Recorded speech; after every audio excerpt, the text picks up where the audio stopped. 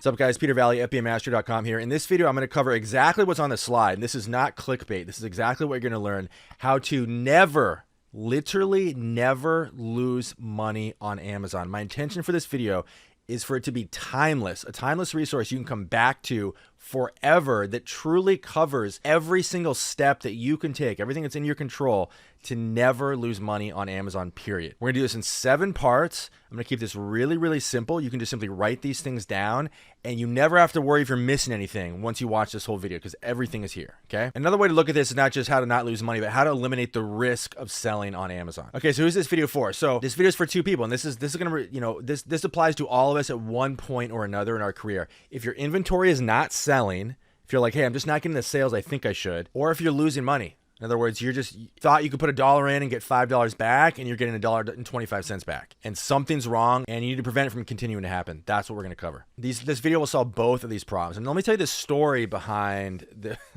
what inspired this video. By the way, if you're the one who posted this, I'm sorry to make an example out of you, but I have to do it for the good of the community. So we have a Facebook group for my repricing tool, NeuroPrice, and somebody posted the other day, anyone experiencing a drop in sales might have dropped like a rock. Any suggestions?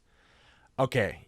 Now, let's pause for a second. If you went back to let's just say the Amazon Seller Central forum, before there was even Facebook, going back to 2005, I don't think it's an exaggeration to say that there are at least 5 posts a week going back to the beginning of Amazon selling history where someone has posted, my sales have dropped, what's going on, oh my gosh, the sky is falling. This is the single most consistent thing you hear from Amazon sellers panicking is my sales have dropped. This, again, timeless, right? And everyone who posts this, and everyone who posts something like this always thinks, oh, people stop buying on Amazon. The whole landscape shifted. The Amazon business has changed. Amazon is not a viable business anymore. And there are tens of if you were to aggregate all the posts that are basically express exactly what's on the slide here, going back to every Facebook group, every Yahoo forum, every Amazon, everything, it would amount to hundreds of thousands of posts. They're almost exactly like this, okay? So since I've heard this question a million times, I wrote an article to definitively solve this issue so it never has to come up again. And the article is called How to Increase Your Amazon Sales, the Only 2 Ways. And it's on FBAmaster.com. And I basically covered there's only 2 reasons your inventory would not be selling. Literally only 2. One is you're not repricing it, or it's priced incorrectly, same 2 sides of the same coin, or it's low demand inventory. You have bad inventory. That's it.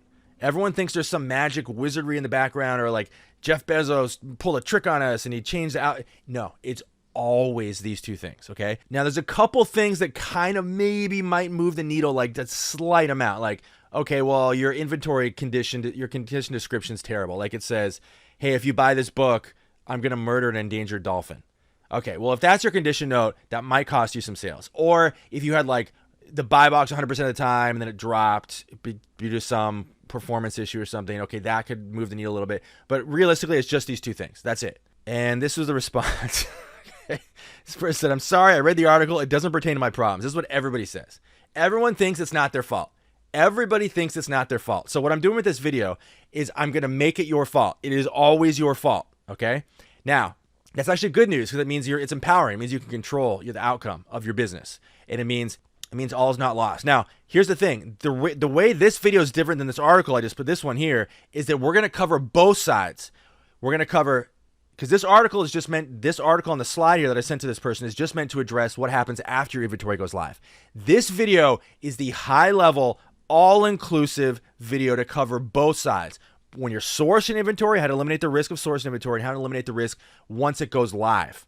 So this is truly like the video I'll be sending people to the end of time, okay?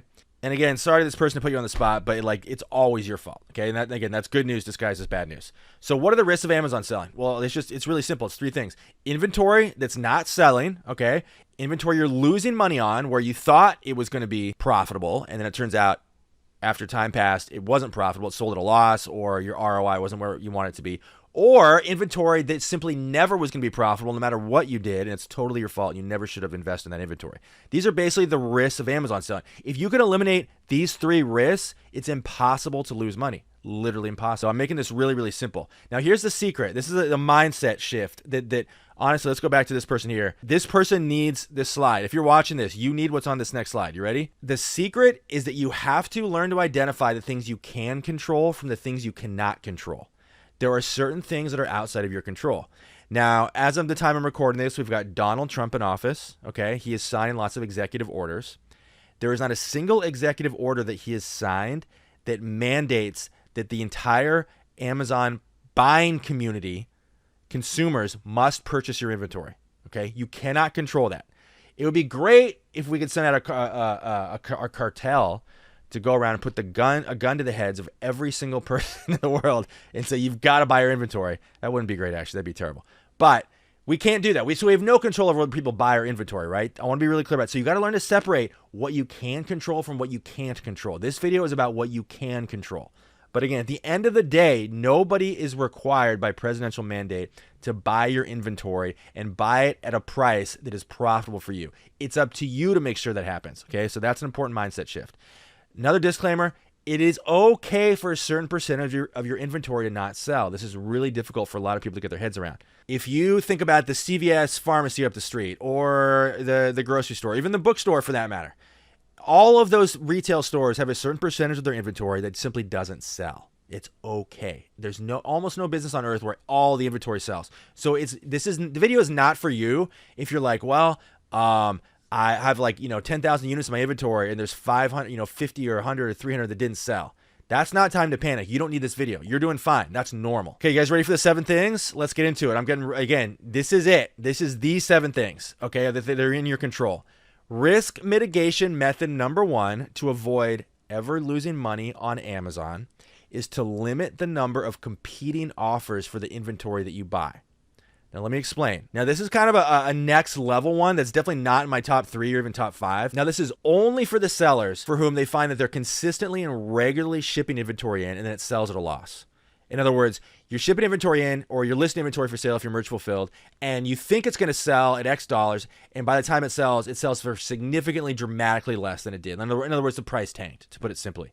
So if you're experiencing price tanking a lot, you probably have a different issue. You really what you have is you're not sourcing inventory correctly. You're not reading the data. You're not analyzing the data correctly before you list inventory for sale, okay? So this actually is just a Band-Aid for a bigger problem. But if this is happening to you consistently, I want you to start paying more attention to the number of competing sellers for inventory that you buy. Okay, this is particularly if you're a bookseller where you can get, there can be hundreds of people selling an item, which you don't ever see in other categories. If you're experiencing a problem of price tanking consistently, start limiting the number of competing offers for inventory you buy. In other words, don't buy any inventory where you look at the app or whatever, if you're sourcing online, whatever tool you're using to source, and it says that there are more than, let's just say, 40 competing sellers for that item. I would hesitate to give you a firm number, like 40, 50, 30, whatever it is, but set a limit and say, I'm not going to invest in inventory if there's more than this number of competing sellers. The reason this will help you is that the more competing sellers there are, the quicker the price can drop. And the more sellers are underpricing each other, and the more rapidly a negative momentum in terms of price can happen. Okay. Again, this is not, personally, I don't pay attention to this at all. I want to be clear about this because I don't have the problem of price tanking. It's not an issue for me because I've really dialed in my sourcing criteria. Okay. So I don't need this. But again, this is for you if there's a problem, you don't know what the problem is, but this will put a Band-Aid on the inventory sourcing problem. In other words, the way you're analyzing inventory, and it will stop or greatly mitigate price tanking in the meantime. Okay. I know this is kind of a next level one. Some of you are like, this seems really weird. I didn't think this video would be this weird. This is definitely like a more advanced one, but I want to start with something kind of like not intuitive so you understand that I'm really covering everything in this video. Okay. Okay. Number 2. Oh, wait, hold on. We get the business out of the way. Head over to fbamastery.com. Link below this video right now. Get everything you see here entirely for free. It's over 700 pages of stuff. It's actually an obnoxiously large amount of free material you can access right now at fbamastery.com. Link is below this video. Also, subscribe to the YouTube channel. Remember how I told you your condition note description should not say, I will kill an endangered dolphin if you don't buy my inventory? I actually, right now, I'm not going to kill a dolphin. I don't believe in cruelty to animals. I don't like hunting or any of that. I will kill a teddy bear. Okay, I will go to the thrift store and I will actually assassinate a teddy bear if you do not subscribe to the YouTube channel immediately right now. Hit the link below. Do it. Trump will send you to Guantanamo if you don't do this immediately. And lastly, if you're selling on Amazon, you need a repricing tool. I built the best one out there. We're about to raise the price. You want to get on this immediately. Neuroprice.io. We've rolled out an insane number of features in the last few months. I haven't even talked about them publicly yet. So head over there right now. We're the only repricer with no pricing blind spots. I can actually literally guarantee we'll extract more profit from your inventory than any other repricer. Okay, so at neuroprice.io, 14-day free trial. See you guys over there. Risk mitigation method number 2. This is for you, those of you are experiencing one of two problems, either the price tanking issue I mentioned previously or inventory that's selling too slow. Now, the issue actually might be that I always use this line, you always have to align your expectations to reality. So it might just be that your inventory is not selling slow. It's just that you think it should be selling faster, but you don't understand how to interpret sales rank. Okay, so I have a separate video about that. But if your inventory is not, it's just simply sitting there and it's just not selling, you need to simply be purchasing higher demand inventory. You might not understand sales rank correctly. You might have a ton of books that have a sales rank of like 4, 5, 6, 10 million or no rank at all, and you don't even know this is a problem. So it's really simple. Start paying attention to sales rank and buy inventory that has a higher sales rank or a better sales rank. Really simple, but a lot of people just seemingly just don't think sales rank is that big of a deal. And it actually is a huge deal, especially if you find your inventory is not selling. It is the only deal. It's either a pricing issue or a sales rank issue if your inventory is not selling.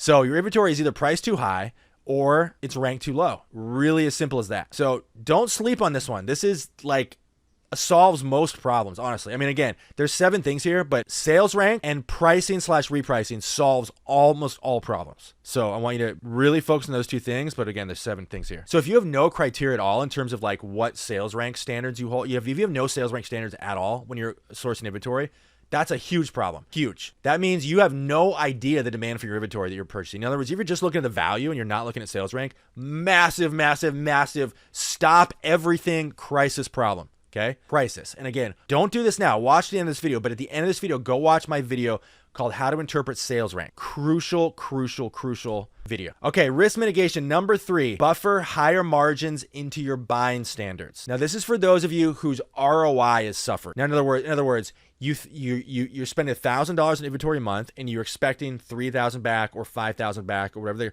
the case may be, and you're only getting $1,200 back. And you're like, this is not how it's supposed to go. Okay.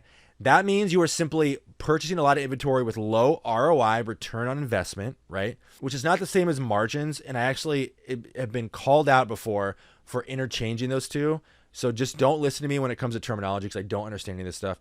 I just know I put $1 in, I get at least $3 back. That's how I run my business. But if your ROI/margins are terrible, then you're going to be losing money in inventory a lot of the time. And your inventory, if your ROI/margins are bad at the moment you acquire your inventory, it's very possible they're going to be much, much worse by the time that inventory even sells. Because again, prices, when you reprice inventory, your prices should be going up and down.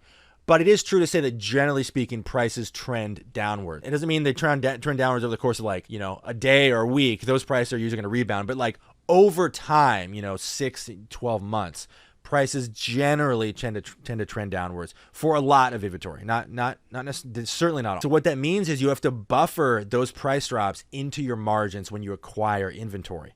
So if you're a seller and you're like, hey, I want 50% return on my investment, which is actually really low if you're selling books. Depends on the category you're selling, but let's just say you're selling books. That's actually really, really bad.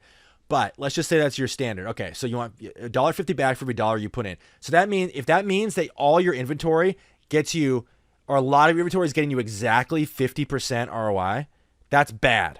Because guess what? It's going to be less. There's a good chance it's going to be less by the time the inventory sells. You're not buffering price drops into your buying criteria.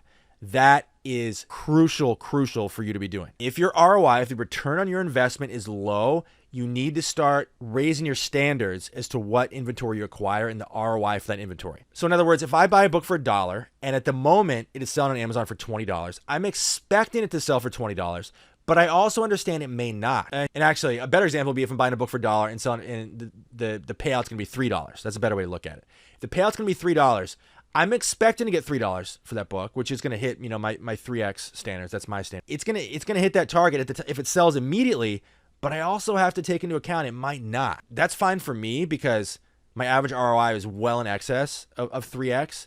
So I don't need to like worry about this. So I can, if that price drops in that $3 payout book to $2, I'm fine. It doesn't bother me at all. But if all your inventory is within a tight margin, a very like small, a very like low ROI, guess what? The actual ROI is going to be much, much less overall. Not on an individual item necessarily, but like overall. So you need to start going, okay, well, instead of 50% ROI, I need to increase that to 100% or 200% or 300% or whatever is going to get you to where you're comfortable. Hey, I told you this video is going to be all inclusive, you guys. I'm going real deep here. So I hope you guys appreciate this. Okay, risk mitigation number 4. A lot of people do not consider this one. Increase your turnaround time. Now, this is also for sellers who are experiencing price tanking. I guess, yeah, like which is related to ROI, or I guess that would be the big one. If you're actually like not getting the returns that you want, this is something you need to think about. This is only for and this would apply to merch fulfilled and FBA sellers, but it's a little bit different for each one. So what this one means is you're narrowing the gap between when you acquire inventory and it is live for sale on Amazon. So if you're a merch fulfilled seller, that means as soon as you get inventory, list it for sale immediately. Get it live, get it working for you. If you're an FBA seller, that means ship more often. I don't expect you to ship every day unless you're doing lots of you're doing really high volume, but start shipping more often, because what happens when you acquire inventory? Bad things start to happen. If it's not live for sale, if it's not working for you, if it's just sitting in your office or sitting in your garage or sitting in your warehouse or whatever the case may be, it's not working for you. And that's when bad things start to happen. Other competitors come in that can drive the price down. Bad things happen. It could be restricted, like anything can happen. Bad things happen while you wait. Money loves speed. So give money what it wants, which is speed. Get the inventory live quickly. I'm not saying if you're an FBA seller, every 5 books you get, make a shipment. I'm not saying that. I'm saying when it makes sense, get the inventory live fast. Do not delay, because this actually helps you in a lot of ways. But I have a whole separate video it's like 2 years ago where I talked about how Amazon's algorithm actually rewards activity.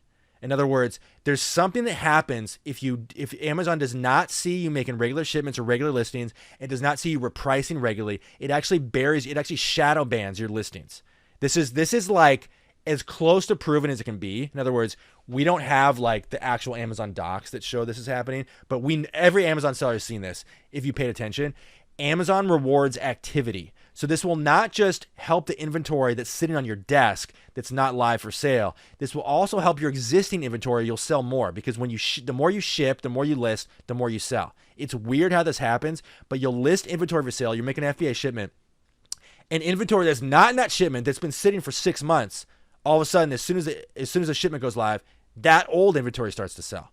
Makes no sense. What's the relationship? It's seemingly no relationship, but Amazon rewards activity. So it's probably shadow banning a lot of your listings, and then it unshadow bans them once it sees activity. It sees you repricing, it sees you making listings and shipments, etc. So this is really important. Ship more often, list more often. Risk mitigation number 5. This really is the biggest one of all. I mean, again, it's, going back to that person that posted in my Facebook group. It's almost always a repricing issue, right? Because you kind of know if it's a sales rank issue, because you already know the sales rank of the inventory that you're listing. Hopefully, if you don't, that's might actually be a bigger problem, but presumably you at least know that much. So if your inventory is not selling, it's repricing. It's literally repricing. You're either not repricing at all, or you're repricing inventory wrong. That's it. This solves almost all sales problems. And again, this video is about addressing issues, but when you acquire inventory and then after it goes live, right? So I'm making this like 360 degrees, but when it comes to issues occurring after your inventory is live for sale, almost always a repricing issue. It's so simple, you guys. It's so simple. So either you're not repricing or you're doing it wrong. If you're repricing daily, it's not going to be your frequency issue. It's going to be how you're repricing. Now, if you're a NeuroPrice subscriber, I will always, review your pricing rules and give you a full audit personally. If you're not, I can't help you because you won't help yourself by signing up for NeuroPrice. But the point is, there's solutions are out there, right? I've got other videos about this. I have like my repricing. I have a literal whole video on like my repricing setting, my personal repricer settings.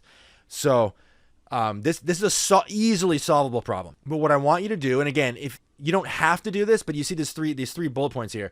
One, once you list inventory for sale, if you're an FBA seller, before the inventory hits the warehouse, you can also reprice it just before it hits the warehouse, because there might be some latency. There's going to be a week or something before it goes live. So you can reprice it again before it hits the warehouse. That's a way you can increase sales. reprice as often as you can after. And when I say as often as you can, like, I do believe there is such a thing as repricing too much. So, you know, I think once a day is fine. Like, I do not agree with people that reprice their inventory 28 times a day. It's crazy. It doesn't make any sense. And inevitably results in your inventory for selling less than it could. But, you know, once a day is good. I think that might even be, you know, if you're not even repricing once a day, I still think it's fine. You know, every couple of days, whatever. And just keep in mind this basic principle. If your inventory is not repriced and it's not repriced well, both those are important. It is the same as that inventory not being for sale at all. People lose their minds when I say this. They can't get their head around it. They want to argue with me, but they can't. It's the same as the inventory not being for sale at all. If Amazon customers can't see it, it doesn't exist. That's it. It's not for sale. Functionally speaking, it is not for sale. What do you mean? It's for sale. I can see it. It's not for sale. Don't argue. It's not for sale. Okay? For all practical purposes, it's not for sale. And so and again, if you find yourself disagreeing with that statement, by the way, feel free to argue with almost anything that I have to say ever, except for this. Okay? If you find yourself resisting that statement, pause this video, and I need you to meditate on this because it is 100% true. If your inventory is not repriced or it's not repriced well, inventory, practically speaking, doesn't exist. You wasted your time buying it. You wasted your time listing it. It may as well not exist. Nobody's seen it. No one's going to buy it. It's not for sale. It's not a little bit for sale. It is not for sale. Okay. I think I made my point. Okay. Now we're getting into a couple of fringe ones here. Check your pricing history. Now, I don't know what you're using. If you're online sourcing, you're going to use one tool. If you're offline, you're going to be using Scoutly or something.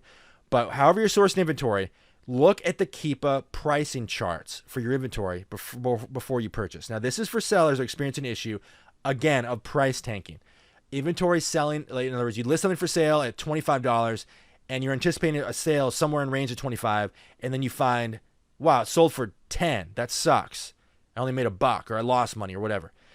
If that's happening to you consistently, you want to start checking the pricing history of inventory and Keepa. Now, personally, I do not do this at all because I don't have to, because I have my sourcing criteria dialed in.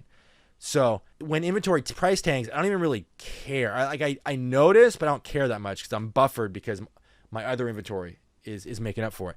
But if this has happened to you to a degree where the prices are tanking to a degree that it actually is impacting you and your business, and you're making you wonder if this is even a business to be in, start checking pricing history, particularly a poor demand inventory. This is actually really not an issue at all with like inventory ranked between like 1 and, I don't know, 1.5 million or 2 million or something. But if you're sourcing inventory I'm speaking specifically of books right now. If you're sourcing books that are ranked poorly, like beyond 2 million, which is fine, but you find the prices tanking, it means you bought at a price that was artificially high, and the actual average price is probably much far below that. Now, I don't want to spend too much time on this one because I don't think this is a big issue. I don't think you should be looking at the pricing history for every single item, really only for poor demand items. But again, this is only for sellers that are having like a big issue. I want to just like cover everything. So this is a thing. Last one, check sales history. This is probably the least important one of all. By the way, we're not done yet. There's more to summarize here in a second, but this is for sellers who just find their inventory is not selling.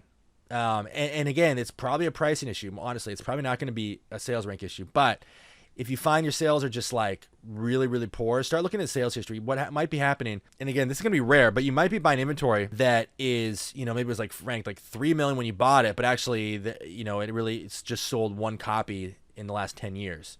And you just happen to find it. Again, really fringe scenario. Not going to be something I recommend. This video had to be all inclusive, so I want to cover this.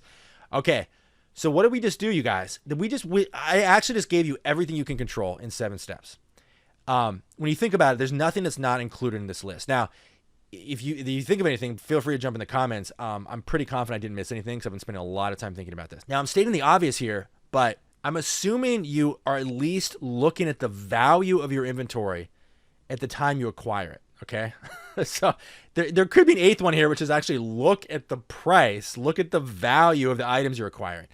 I didn't want to dumb the video down that much because that would be ridiculous. Because if you're just like going out, sourcing and just grabbing random things, and I have talked to sellers like that where they're like, "Hey, this business sucks. My inventory is like, I'm not making any money," and I'm like, "Okay, cool. Like, what's your inventory? Let's take a look." And they go, and it's like 800 Stephen King novels. They go, "This sucks. This business sucks." I'm like, "Why did you buy this inventory?" And they're like, "What do you mean?"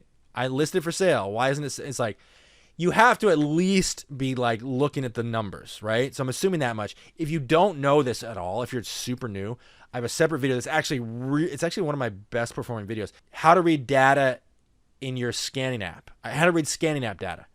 So again, that would be the 8th one here, but it's just too amateur to even deal with in this video. So assuming you're not making the most egregious mistakes, this video covers everything. If you are making the most egregious mistakes, go watch that, and then you truly are covered. Okay. So you guys have a 3-part mission. Are you ready? Mission number 1: subscribe to the YouTube channel. I will kill a teddy bear with my bare hands. If you do not subscribe, immediately do it right now. Hit the link below this video.